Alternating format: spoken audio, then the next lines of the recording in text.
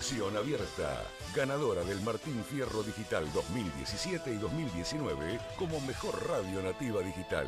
Conexión Abierta, nuestra forma de hacer radio.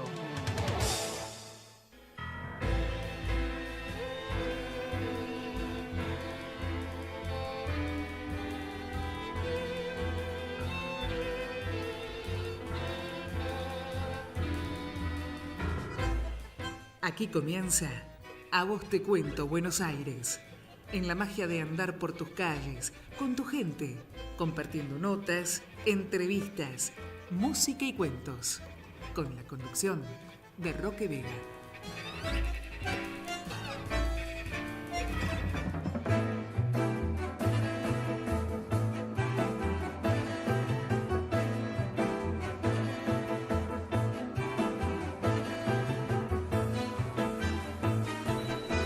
Y así comenzamos el programa de hoy de A Vos Te Cuento Buenos Aires y continuando con el ciclo junto al maestro Andrés Bestar Mayo sobre artistas contemporáneos. Perdón, este es un sonido que está entrando del teléfono. Artistas plásticos contemporáneos, y bueno, son cosas que pasan en el vivo. Esto está bueno. Y ya que estamos aquí, sin perder tiempo, porque hoy tenemos un material exclusivo. Es la primera vez que sale al aire este material. Es un trabajo que se había hecho cuando hicimos el ciclo La Boca, un barrio de leyenda. Ya finalizando el ciclo, hicimos grabaciones y filmaciones de programas, de entrevistas. Y para eso nada mejor que el que fue trayendo viernes a viernes en aquel entonces a todos los maestros más importantes del barrio de La Boca. Así que Andrés, yo ya cerré el teléfono, no nos van a molestar más. Adelante, bueno, hagamos una introducción a lo que va a pasar hoy. Mira, en principio habíamos convocado a los grandes maestros que habíamos tenido la suerte de tener justamente como referentes cuando estábamos en las escuelas, ¿no? O sea, estamos hablando de una generación anterior a la mía. Como esto es un planteo que muchas veces yo lo tomo como si fuera una gran familia, y las escuelas en cierta medida nuestras casas, la referencia de quienes vamos a hablar y quienes vamos a proyectar, adelantándonos a lo que es hoy la radio, que la radio hoy se filma y se ve y además se escucha. Nosotros hicimos ese intento allá por el 2018, creo que era agosto del 2018, y convocamos a estos maestros. ¿Por qué? Porque 5 de ellos, 5 o 6 grandes maestros se reúnen en la Cárcova. Entre ellos, Ponciano Cárdenas, Leo Vinci, Cañas, Antonio Pujía, que fue uno de los referentes que estaba en ese momento muy conmovido por este tema que vamos a desarrollar y vamos a comenzar a desarrollar hoy. Más Ricardo Dagá, y el hijo, Diego, filmó. Así que aquellos que quieran ver cómo fue esa reunión y cómo se dio, hay material en YouTube de esa reunión en la Cárcova, de estos maestros. Y en esa reunión que estaban incorporados en el museo, dicen, qué interesante sería reabrir la Cárcova, ¿no? Y recuperar el concepto de lo que era la Escuela Superior de la Cárcova. Así que a partir de esa reunión, también estaba Del Villano, otro referente de las artes plásticas argentinas y además docente de las escuelas. En ese sentido, ellos empiezan a reunirse y empiezan a convocar a exalumnos. De ahí que Ponciano me llame y me diga, mira, estamos haciendo esta patriada, nos interesaría ordenarlo. Y el que encabezaba todo ese, y lideraba todo ese proyecto era Antonio Pujía, del quien hoy vamos a hacerle en cierta medida un pequeño homenaje, porque cuando estábamos haciendo estos programas y yo estaba transitando esto de la reapertura, arrancó en el año 2016, o sea que ya llevábamos casi 1 año y medio cuando hicimos nosotros esta entrevista. Se habían dado ya varias reuniones.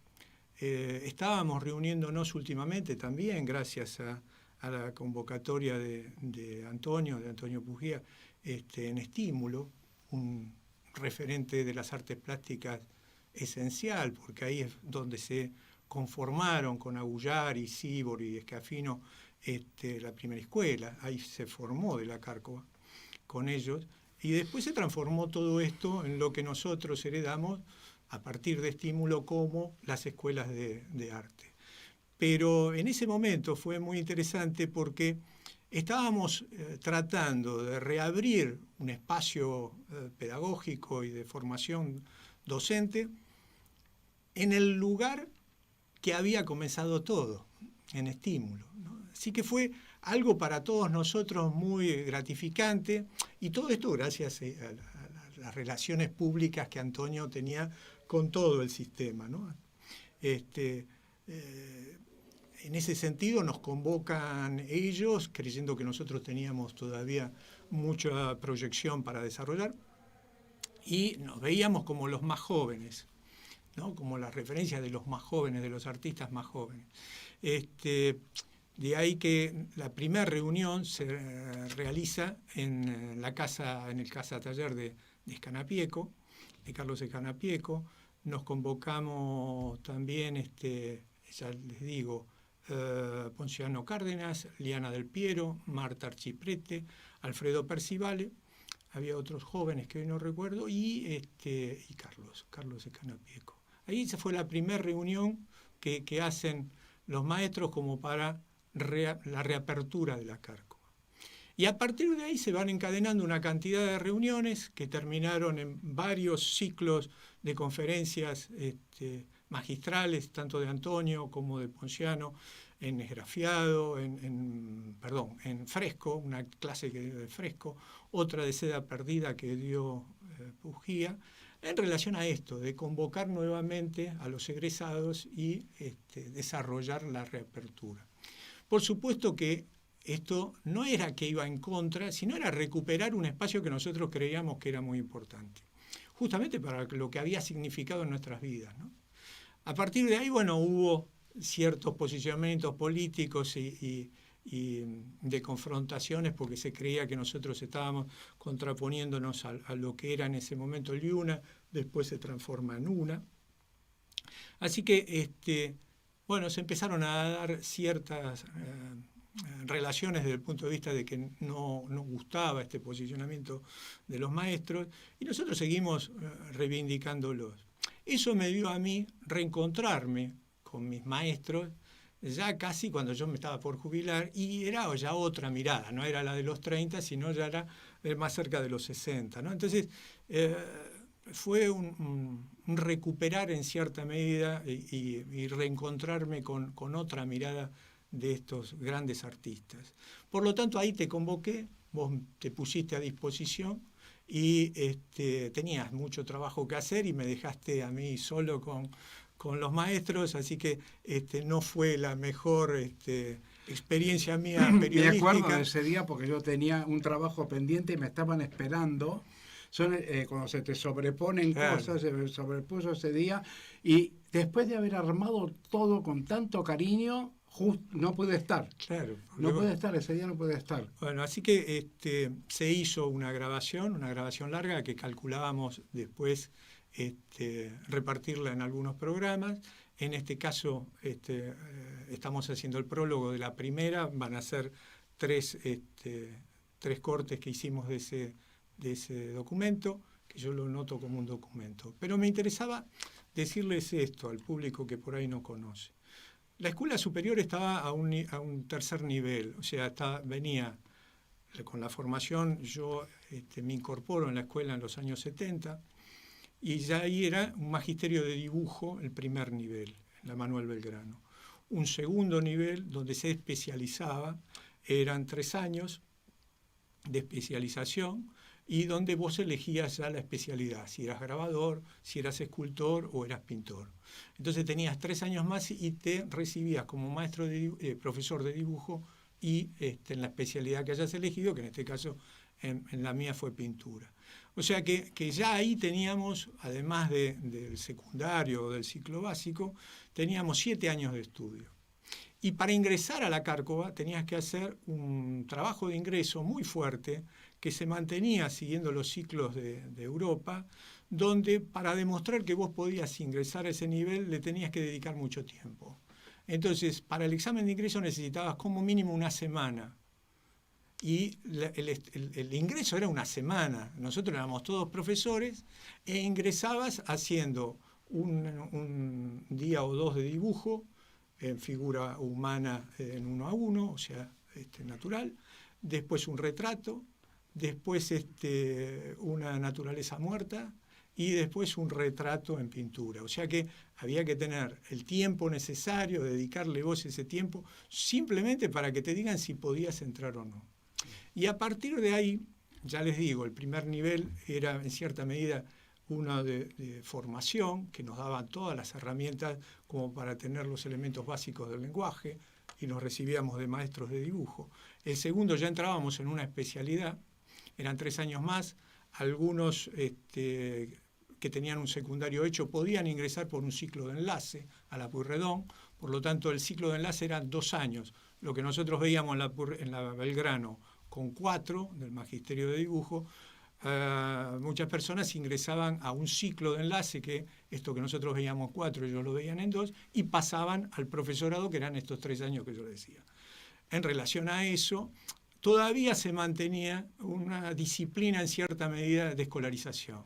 O sea, estaba como en un secundario las horas cátedra, teóricas y teórico-prácticas, y los talleres. Entonces vos tenías en la especialidad 2 días de taller de pintura, supongamos, o de escultura o de grabado, 1 día de dibujo, y después los otros días eran teóricas como visión, y que sería una teoría y práctica, estética, relación de filosofía, matemáticas, bueno, y otras materias más. En ese sentido, la Cárcova cumplía otra función. De la Cárcova, en el año 26, después de haber sido en cierta medida tutor, y era el que estaba encargado en cierta medida de seguir a los becarios en Europa y tratar de contenerlos y orientarlos, el hermoso cargo, ¿no?, de vivir en Europa, en París, y controlar a los becarios que llegaban a París o a Roma, o a tutelarlos y a coordinarlos desde la Embajada Argentina en esos países. Estuvo mucho tiempo haciendo ese desarrollo. Eran otras épocas, y en ese espacio solamente podía llegar la élite, ¿no? Pues imagínate poder viajar a Europa, tener la posibilidad de estar en París o en Roma. No era para una clase baja o media, era para una élite. Por lo tanto, siempre la referencia desde el punto de vista de las artes plásticas en esa época coincidía con ese perfil. La Cárcova en un determinado vuelve a la Argentina y dice: ¿por qué no armamos ese proyecto que nosotros desarrollamos y pudimos aplicar en Europa? ¿Por qué no le damos una salida acá en la Argentina?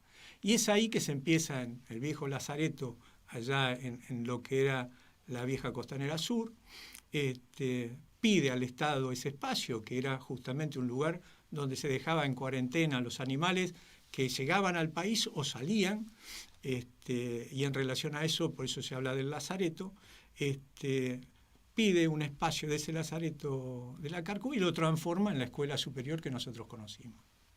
La escuela superior, por lo tanto, cumplía esa función de contenerte, de darte la posibilidad y habilitarte como artista.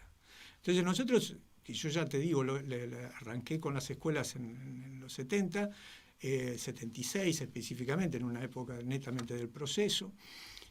Llego a la Cárcova en plena democracia. O sea, en el año 84 ingreso a la Cárcova, después de haber hecho el magisterio y el profesorado.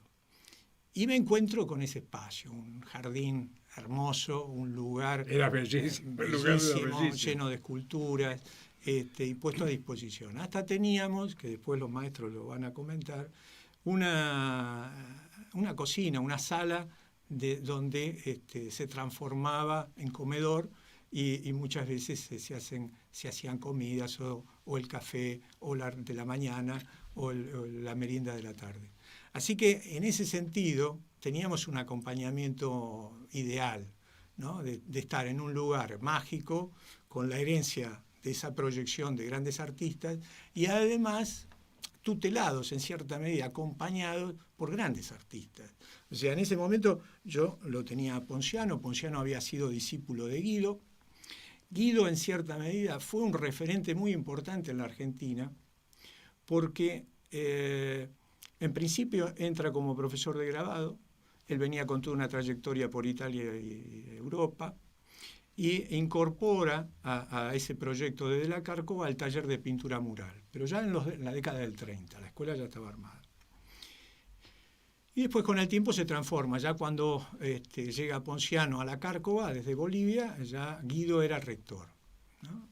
Y en ese planteo había una idea de un perfil nacionalista, de una búsqueda de imagen nacional, donde teníamos referentes como Centurión, Emilio Centurión y Enrique Larrañaga, dos talleres muy fuertes, ves, con esa consistencia. O sea, Enrique Larrañaga venía con todo un planteo de la imagen del gaucho, había ido a Europa varias veces, pero estaban tratando de buscar una imagen propia. Lo mismo Centurión, que es el referente que nosotros tenemos como imagen muy fuerte en el Museo de Bellas Artes con la Venus Criolla, ese es Centurión.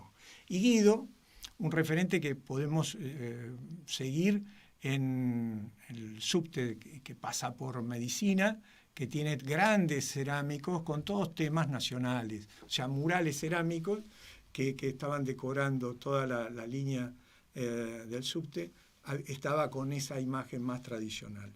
Bueno, en ese campo, con referencias de este nacionalismo por un lado, y por otro lado, con lo que era la Escuela de París, con una referencia más internacional, con una visión más universal, lo teníamos a otros docentes como eran de Ferrari y Cartier.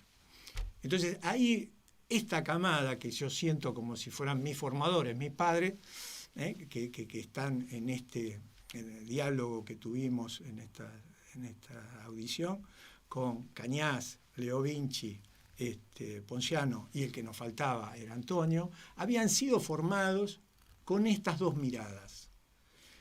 Pero van a notar en esta charla que hay una identificación muy fuerte, pero muy fuerte, con un referente muy importante que era Adolfo de Ferrari. ¿Qué puedo decir más con esto? Bueno, la Argentina como la tenemos hoy en día en jaque permanentemente entre dos miradas, bueno, en aquella época también estaba, no inventamos nada nosotros ya.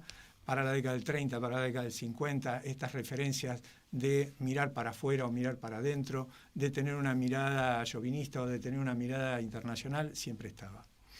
Lo que sí hay una diferencia es que en esta época había más contenido. Y en ese momento, tanto una mirada como la otra buscaban un planteo esencial. Si bien uno puede estar más de acuerdo o no con los perfiles, lo que podemos ver es que había un amor por lo que se hacía y había un perfil muy alto. O sea, perfil muy alto por ahí no es la palabra. Era mucho contenido ambos. Idoneidad. Según de donde lo mirabas, pero los dos tenían mucho contenido. Había mucha idoneidad. Todos habían tenido viajes al exterior, todos tenían su propia obra, o sea, tenían mucho taller, habían sido formados por grandes maestros, entonces tenían mucha espalda. Y en esa época Europa no estaba pasando por el mejor momento.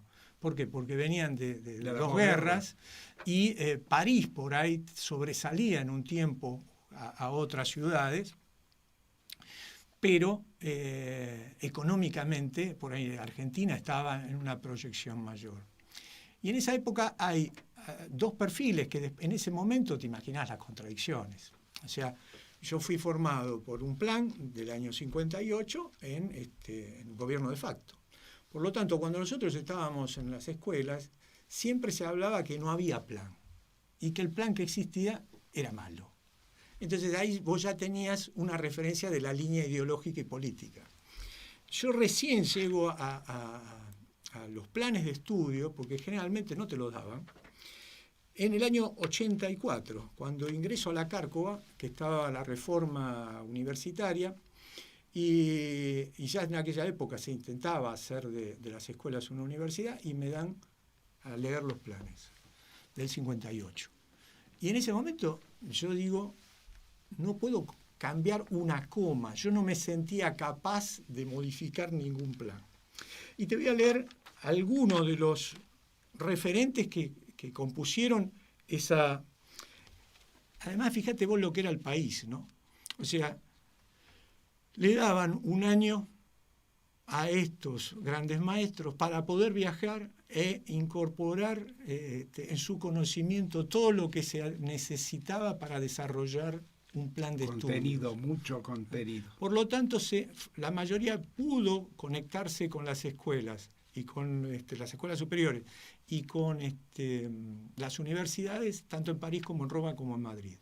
Por lo tanto, nuestros planes, el plan del 58, tenía una conexión directa y por eso muchos viajaban y podían seguir la escuela tanto en París como en Roma como en Madrid.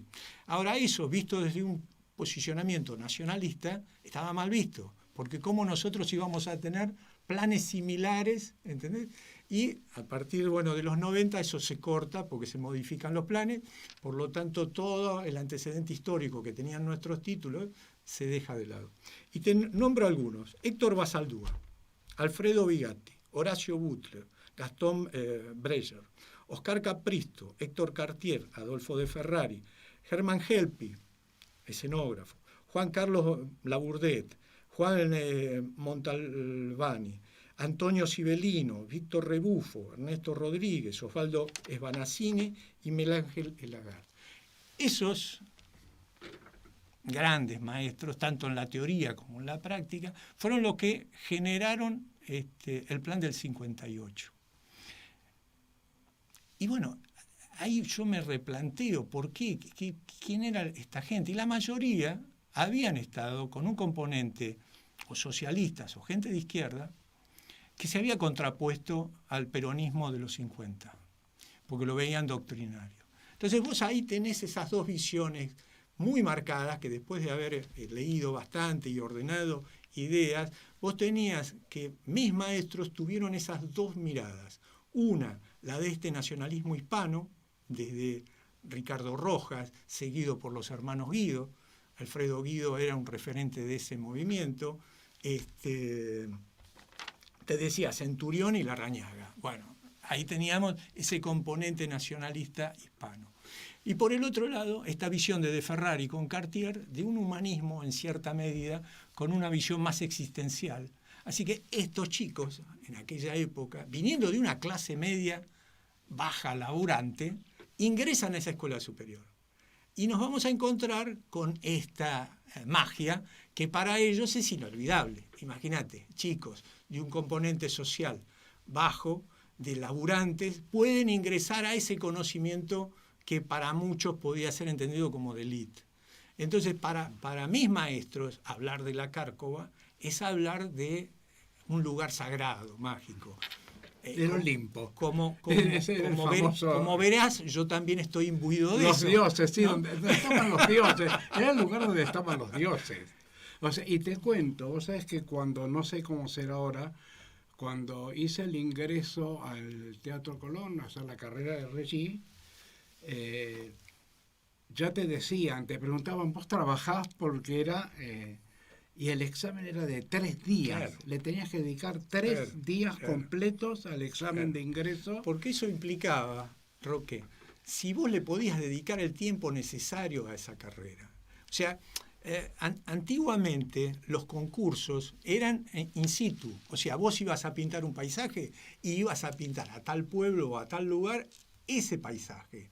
Y en relación a eso, con todos los artistas que estaban en París o en Roma, evaluaban eso que vos hacías in situ. Por lo tanto, si vos no tenías el tiempo, no podías concursar.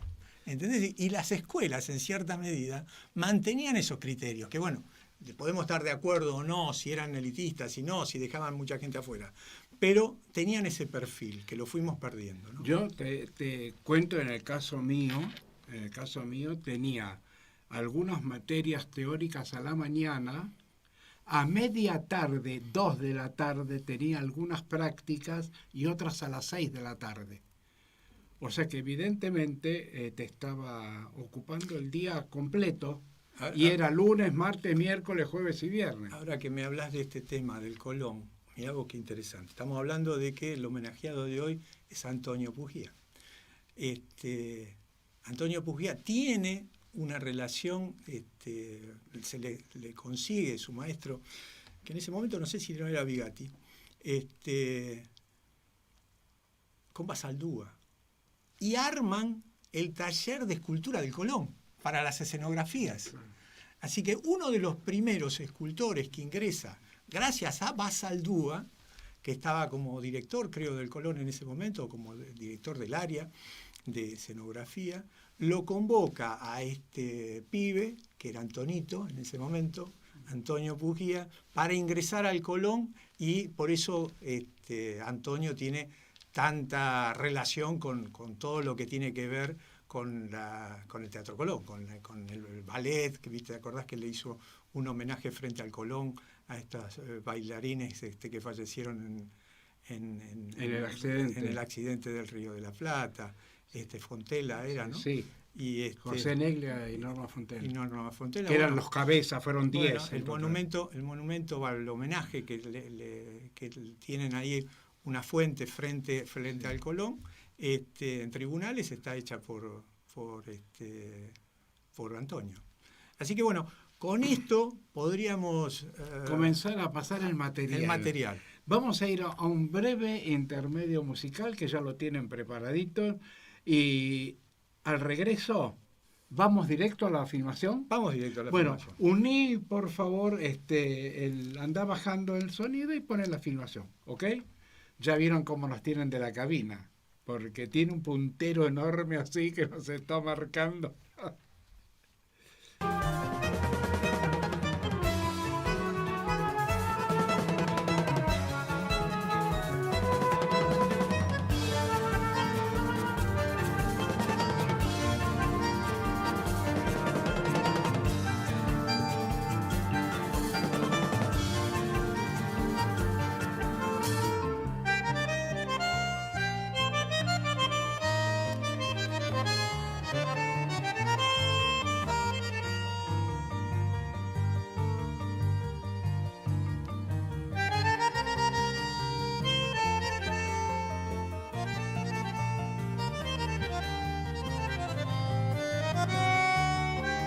Bueno, la verdad que es un momento para mí incalculable de felicidad haberlos podido convocar y tenerlos acá, a estos 3 grandes maestros del arte de la Argentina. Yo me siento muy honrado de que hayan podido acercarse hasta acá, llegar a este programa.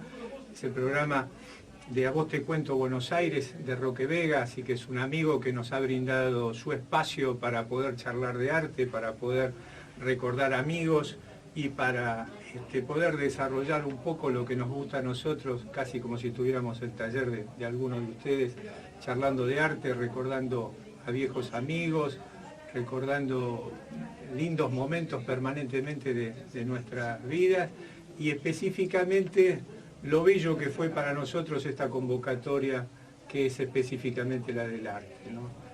Yo creo que ustedes a nosotros nos enseñaron como generación que era importantísimo habernos abocado y dedicado específicamente a esta hermandad, yo le digo, porque yo los considero como si fueran mis viejos, y específicamente hoy vamos a hablar también de los abuelos y de los hermanos, ¿no? Es una linda hermandad que nosotros hemos consolidado en estas escuelas, que nos han dado la posibilidad de formarnos, de hacer grandes amigos, de hacer familia.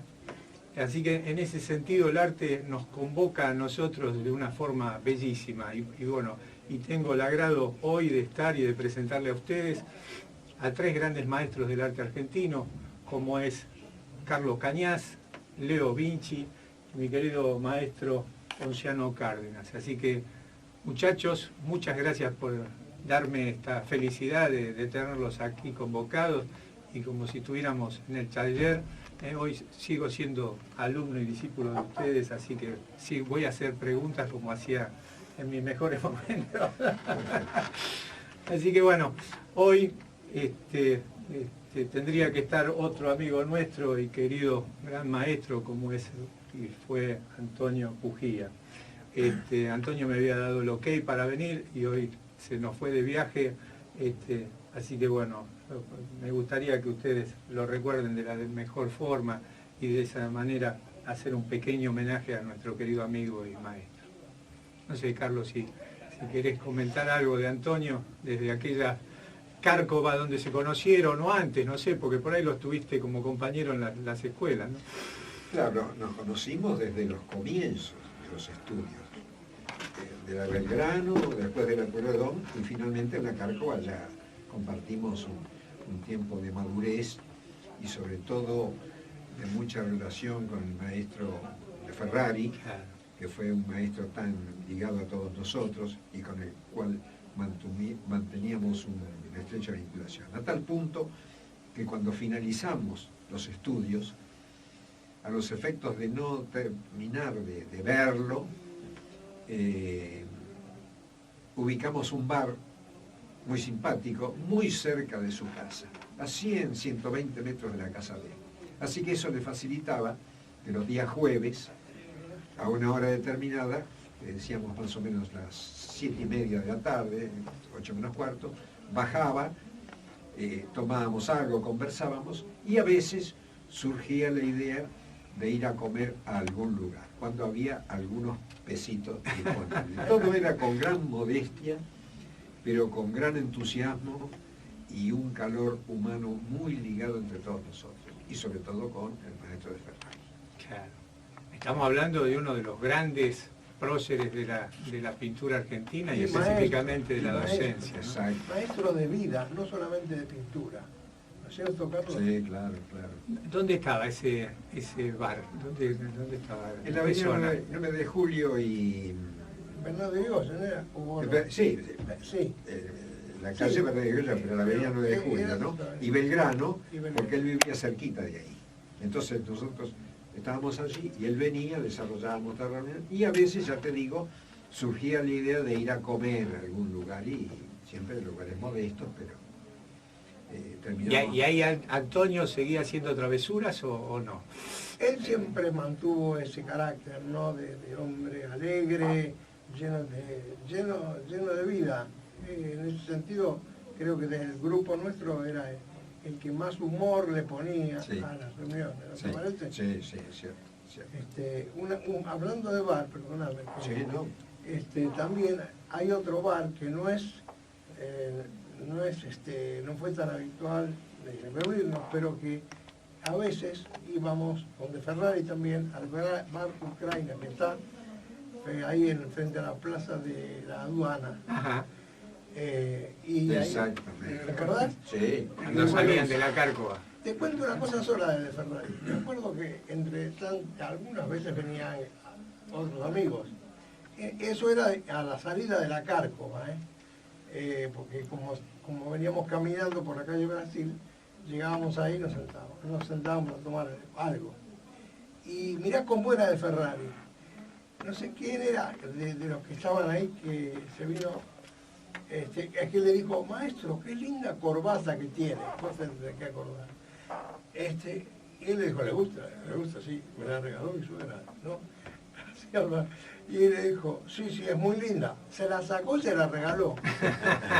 Y se la regaló. Bueno, y Antonio le hizo un homenaje muy, muy hermoso, que le hizo su retrato, su gusto, y que fue colocado justamente en la escuela, en la sala superior. Exacto. Sí, señor. Exacto. Y bueno.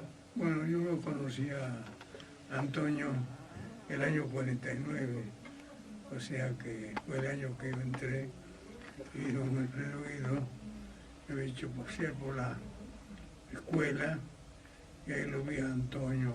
Vos todavía no habías entrado, creo. No, en la Cárcova, 49. No, el que entraste vos el Después del 50. 50. Sí. Sí.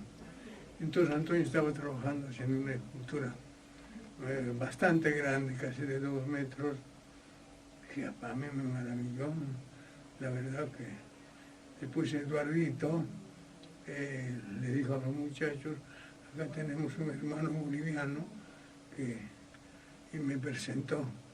A mí me hizo mucho efecto eso del hermano boliviano. Y eso mismo me lo había dicho don Alfredo Guido. Cuando yo entré, don Alfredo Guido me dice, tome asiento, hermano boliviano. Y yo tímidamente, recién llegado de Bolivia, ¿no?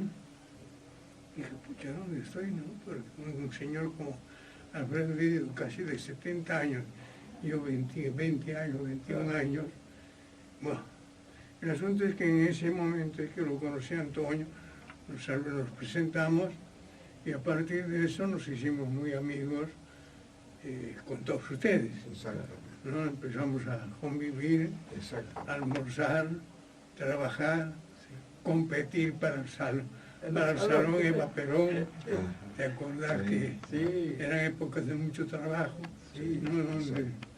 Realmente se trabajaba, que esa escuela que era divina, ¿no? Hablando, vos decías almorzar, porque en la Cárcova, a las 12 del mediodía, cuando estábamos todos en los talleres trabajando, sonaba una campana y todos íbamos a comer a un espacio que había. Que era la cocina, claro. A la cocina, y nos daban de comer gratis.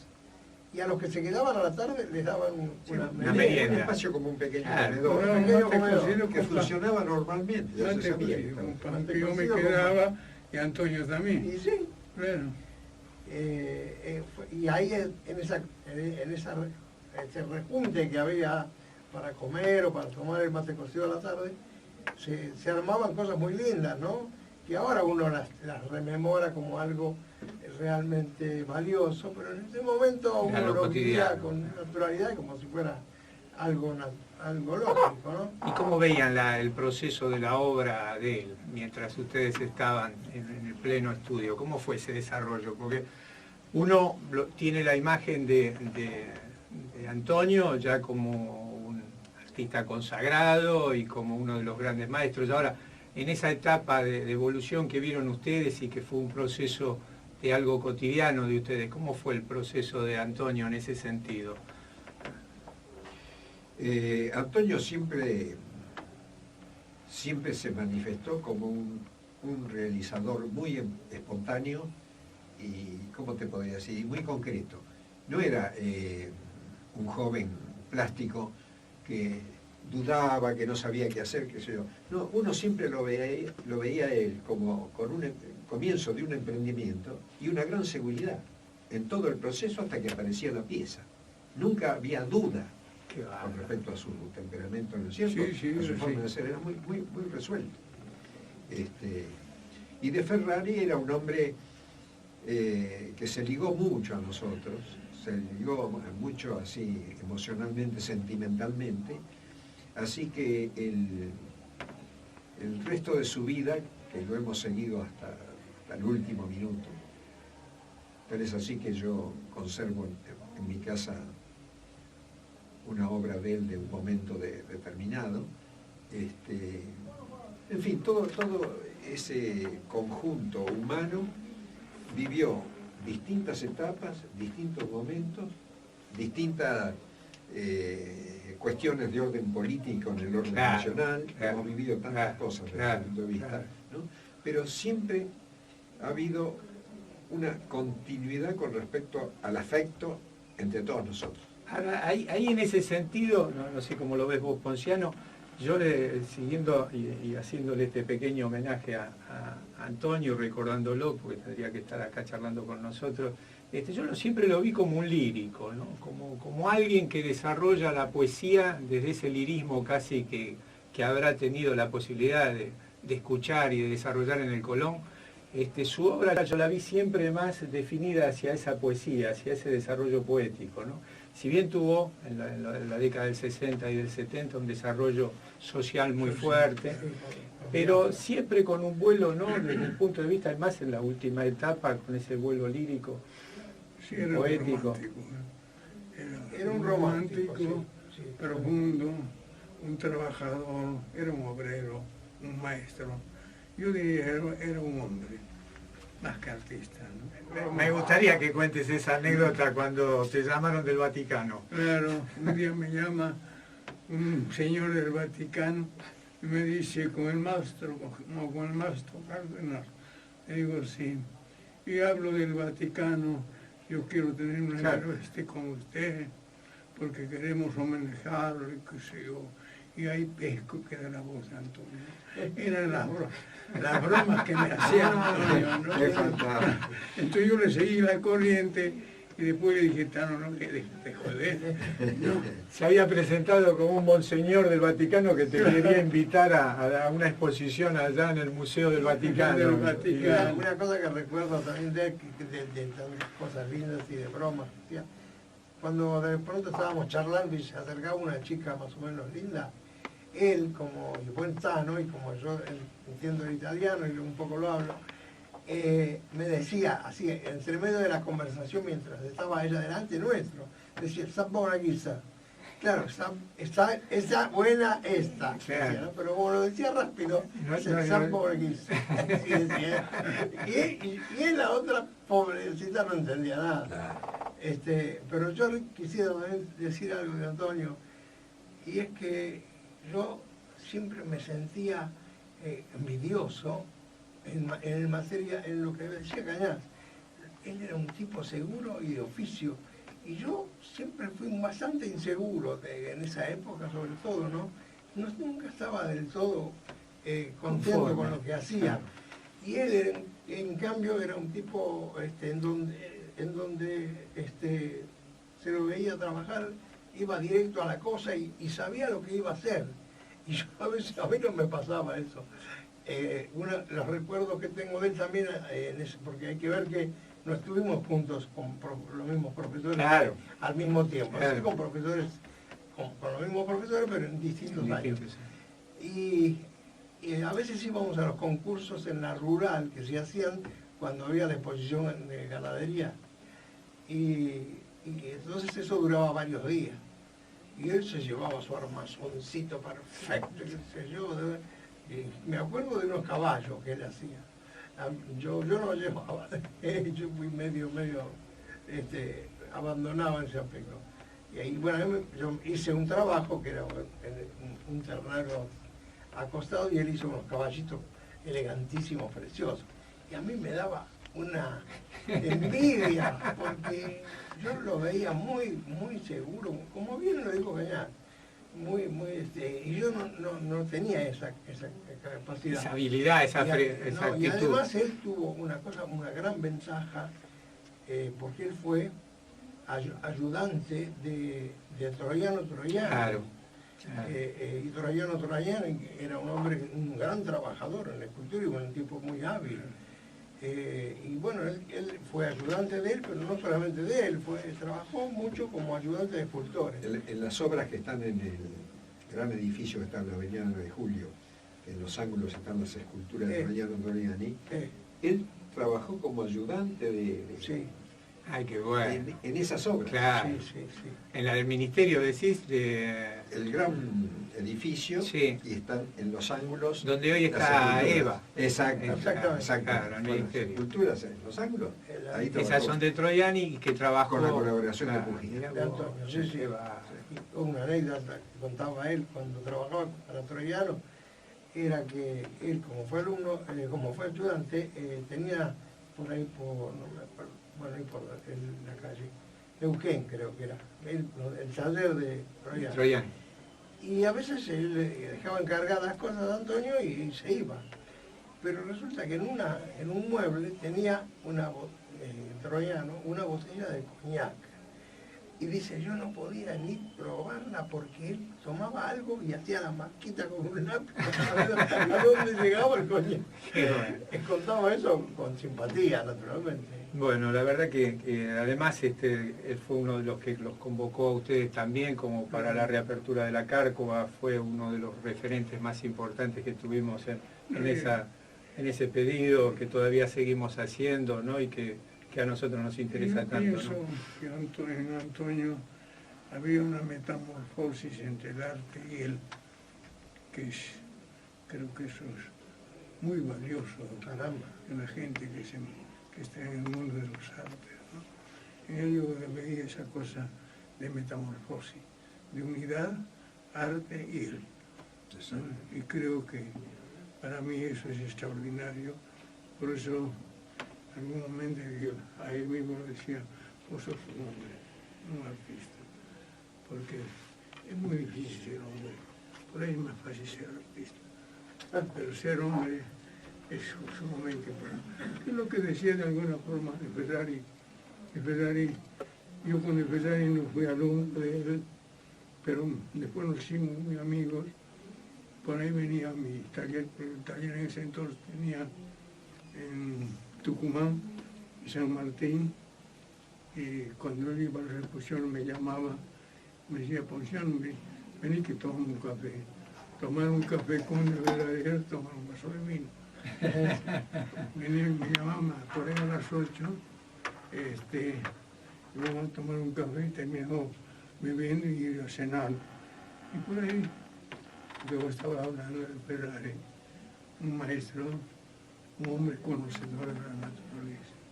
Nosotros estamos gateando al lado de él. Él ya estaba de vuelta, ¿no? Íbamos, me llevaba después a cenar, íbamos a cenar y me llevaba a ver el monumento a Alvear, el arquero, el centauro, y empezaba a hablar, la pucha. Yo aprendí, para mí realmente era un sueño. Yo tuve cosas muy lindas con el Ferrari, pero llegó un momento que realmente lo queríamos, yo llegué a querer muchísimo. Yo creo que cada uno de nosotros tiene algo de carga de todo lo que él nos transmitió. Cada uno la elabora distinto, pero hay una especie de conexión con la vida y con la naturaleza, ¿no? Ahora, es muy interesante porque yo escuchándolos y viendo, ¿no?, el desarrollo desde el punto de vista artístico de cada uno de ustedes, qué interesante esto que no haya perdido esa frescura, el poder de ese gran maestro, ¿no? Que estamos hablando de Antonio, pero surge de Ferrari con tanta fluidez y que ustedes permanentemente lo tengan tan presente, ¿no? Qué belleza eso de esto que yo decía, ¿no? De esta casa que nos dio de comer tanto, que es las escuelas públicas, ¿no? Y estas escuelas específicamente que nos formaron, y por el otro lado este hermoso templo, porque ya no es ni casa, es un templo como la escuela Ernesto de la Cárcova, ¿no? Donde ustedes se encontraron con este gran monje, podríamos decir, el gran maestro, ¿no? Es cierto. Así que bueno, querido Antonio, te seguimos extrañando, estás acá con nosotros, así que esto para nosotros es un pequeño homenaje que te estamos haciendo.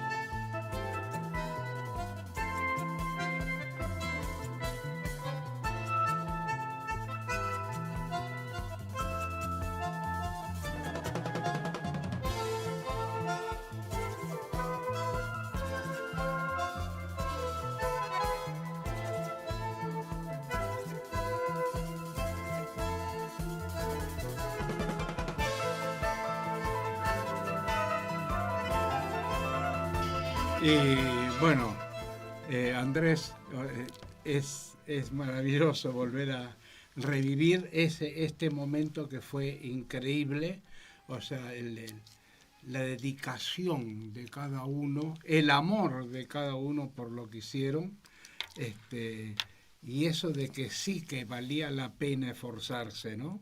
Cosa que un poco se ha perdido. Y a mí, mira, me emociona, ¿no? Bueno, hoy todavía lo tenemos y lo queremos a Leo Vinci, y sigue con una actitud vital y sigue trabajando, acompañada por Marina, que es su mujer, otra batalladora, escultora, Marina Dogliotti. Pero escucharlos a ellos, para mí es muy fuerte, ¿viste? Porque yo intentaba que desarrollaran más que nada el posicionamiento del que se nos había ido recién, ¿no? Y permanentemente ellos recurrían a su gran maestro, ¿no? A De Ferrari. Vos fíjate que De Ferrari estaba en pintura. Antonio era escultor, ¿no? El que más lo pudo haber tenido de cerca fue Cañas. Y Ponciano lo había tenido a Guido. Y está en cierta medida, no te digo confrontación, pero esta visión distinta de lo que era una búsqueda, ¿no? De ir hacia el interior del país y reconocer las entrañas, que Ponciano ya las tenía, o hacer un viaje más introspectivo y existencial, que era lo que proponía De Ferrari. Por eso, en todos ellos, yo que estuve más cerca de cada uno de ellos, ves que todavía esa impronta de ese docente, ¿no? De aquel que explica con metáforas y te va llevando por analogías desde su experiencia directa, eso todavía ellos lo mantienen. Y ese es el perfil, yo creo, más importante, que muchas veces decimos que la teoría se pierde, ¿no? Porque hacer teoría desde el hacer es una cosa, y hacer teoría de la teoría es otra. Entonces, esto de estar desvinculado de lo que hablas, muchas veces te hace pararte o en prejuicios o en referencias que no están cercanas a la vivencia personal. Entonces, en ellos lo que aprendimos nosotros, y ellos a través, ¿ves?, de lo que aprendieron de Ferrari, y de Ferrari de lo que había aprendido de la Cárcova. Fíjate vos qué hermoso árbol genealógico heredé gracias a ellos, y que generalmente nosotros esos árboles tan frondosos, con raíces tan profundas, los cortamos, ¿no? Sí. Los cortamos porque no los sabemos valorar. Y en cierta medida lo que ellos en sus últimos momentos nos estaban planteando, muchachos, la escuela superior tiene que reabrirse, era tratar de volver a regar ese árbol frondoso que ellos habían vivido y donde se cobijaban, ¿no? Pero por eso te digo, es muy emocionante, porque yo lo veo como familia, o sea, por ahí digo, hago mal en decirlo, porque bueno, mi viejo hicieron todo lo posible para que yo estudiara, trabajara y sea una persona de bien. Pero las escuelas, y en especial estos maestros, nos respaldaron en el hacer, ¿no?